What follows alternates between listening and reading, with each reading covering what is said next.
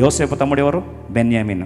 యోసేపు ఎవరు? జ్యేష్ఠుడు. ఒకే తల్లి గర్భం నుంచి వచ్చిన ఆ ఇద్దరు. ఈరోజు జ్యేష్ఠుడైన యేసు ప్రభువారు ఎవరిని ముందుగా ఎరిగినో వారు తన కుమారునితో సారూప్యము గల వారుగుటకు వారిని ముందుగా ఒక్కసారి డైరెక్ట్గా లోపల తీసుకురమ్మన్నాడు. కూర్చోబెట్టండి. రెండు బైబిల్ సెలవిస్తుంది, వడ్డించడం ఆరంభిస్తే తన టేబుల్ నుండి తాను తీసుకెళ్ళి ఏం చేస్తున్నాడు? అందరికి వడ్డిస్తూ ఉంటే బెన్యామిన్కి వచ్చి ఏం చేస్తున్నాడు? 5 అంతలు వడ్డిస్తున్నాడు. కానీ పాపం ఈయన తెలియదు, ప్రైమ్ మినిస్టర్ ప్రొవైడర్ ఆయన సొంత అన్న అని తెలియదు. ఈరోజు కూడా అంతే, మనల్ని పోషించే దేవుడు మన తండ్రి అని తెలియదు, అన్న అని తెలియదు, ప్రాణం పెట్టినోడని తెలియదు, ప్రేమ గింజుకుంటుందని తెలియదు.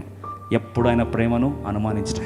ఒక మాట చెప్పాలని ఆశపడుతున్నా, ప్రేమట పొర్లి తన్నుకొని వస్తూ ఉంది. కృపను నువ్వు ఆశ్రయించాలంటే మొదటిగా నువ్వు ఆయన ప్రేమను ఏం చేయాలి?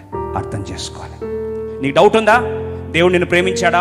ఒకప్పుడు ప్రేమించాడండి, ఈరోజు ప్రేమిస్తాడా? ప్రేమించట్లేదండి, నా బతుకు బాగలేదండి, నాకు ఏది కూడా నేను దేవుడిని ఇష్టపడినట్టు జీవించట్లేదండి, ఆయన దేవుడు నన్ను ప్రేమిస్తాడా అంటే ఒక మాట జ్ఞాపకం చేస్తా, దేవుడు ప్రేమ స్వరూపి, ఆ ప్రేమ మారదు.